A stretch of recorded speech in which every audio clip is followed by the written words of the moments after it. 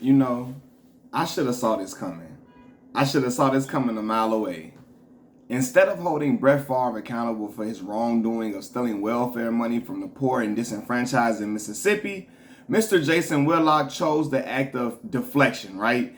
And he talked about Shannon Sharpe being a hypocrite for alluding to other guys not being let in, because Shannon was basically saying that if certain guys would have done what Brett Favre has done over his career, they wouldn't have been let into the Hall of Fame easily, so on and so forth, right? And Jason Whitlock chose to focus on that part, that argument, to try to say Shannon Sharpe was a hypocrite instead of scolding and chastising Brett Favre for the wrongdoing that he did, right? And it's like, wow. Like, I don't know why I'm even shocked at this dude no more. I really don't.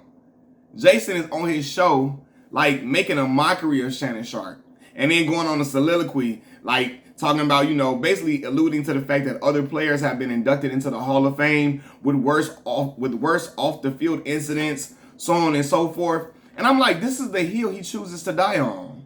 Instead of, like, holding the conservative quarterback, the conservative all-American good old boy quarterback Brett Favre accountable for his actions, the butter biscuit eating bootlicking clown Jason Whitlock chooses to attack the black man who didn't steal welfare money from the poor and disenfranchised in Mississippi.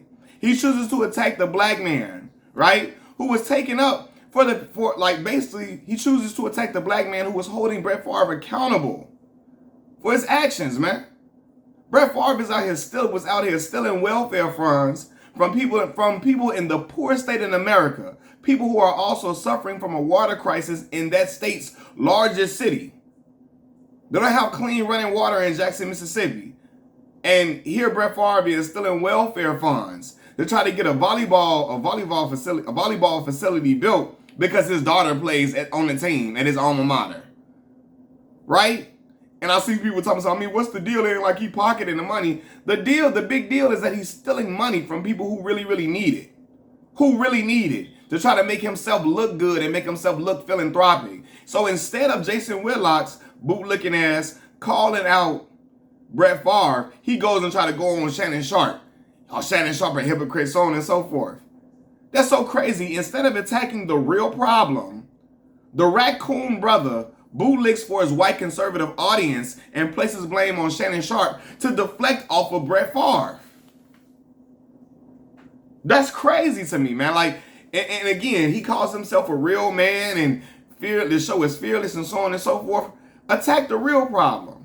If you so fearless and you such a real man that you preach on your show, if you about real manhood and America is losing his manhood, a man holds another man accountable for his wrongdoings and his actions, for him doing the wrong thing, for him doing something illegal, right? Because I can tell you one thing, if Shannon Sharpe would have did that, oh my God, Shannon would have been every name in the book. He would have been the lowest of the low. He would have been scum at the bottom of Jason Whitlock's shoe and all of that, right? But because it's not Shannon Sharpe, it's not a black man doing this, because it's not a white liberal man, because it's a white conservative guy, oh my God, Jason Whitlock is trying to take the bullet for Brett Favre. And I'm like, damn, this really how deep this shit run for this dude, man. Like what Brett Favre did was a disgrace. It was shameful. It was low down. But Jason Whitlock deflected for Brett Favre and had to save Brett Favre from the big bad black man who attacked Massa on TV. Right?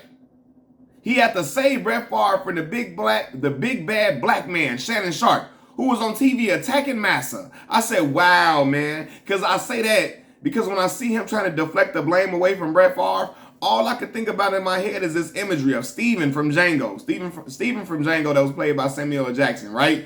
And y'all remember when Calvin Candy got shot in the movie and he ran over there, Calvin, hollering and holding him and hugging him. That's all I could think about when I see Whitlock shield Brett Favre from real criticism by placing blame on Shannon Sharpe for how he covered Brett Favre's trifling ways. I said, ain't this about it? This is some shit here, man. Like, for real. And then on the way up on his little soliloquy, he found a way to attack LeBron James, his favorite target, next to Colin Kaepernick. He found a way to attack LeBron James in this rant to protect Brett Favre. That's right. When all else fails, and stuff ain't going right and you deflecting and you don't have a good argument, just blame LeBron James.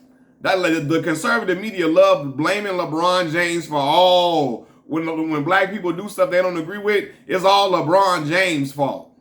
That's what they love doing. And Jason Whitlock knows that. So he ass kisses to the conservative white audience, to his conservative white audience. And, he doesn't put blame. He doesn't hold people accountable like he says he does. He will definitely overdo it if it was a black person doing this. But since it's good old boy Brett Favre, good old all-American Brett Favre, he gonna let Brett Favre slide. It's crazy. He spent more time bashing LeBron James, Shannon, Sharpe, and he spent more time bashing them than he even mentioned Brett Favre's name. Like, that is really, that's some shit to me, man. Jason Whitlock's show is called Fearless. Like I said, it's called Fearless. But the brother is a spineless coward, right? Who is afraid to hold a man accountable for his actions like a real man is supposed to. So the show is called Fearless, but he's a coward. He is a man full of fear, right? He preaches how black men need to get back to how men, especially black men need to get back to being men, while he is out here bootlicking for his white conservative audience by protecting the Wrangler jean wearing good old boy Brett Favre. Out here bootlicking, kissing the feet, kissing the rings of his white conservative audience, bowing down, right? Instead of holding that man accountable. You talk about men being men and all that. No, man.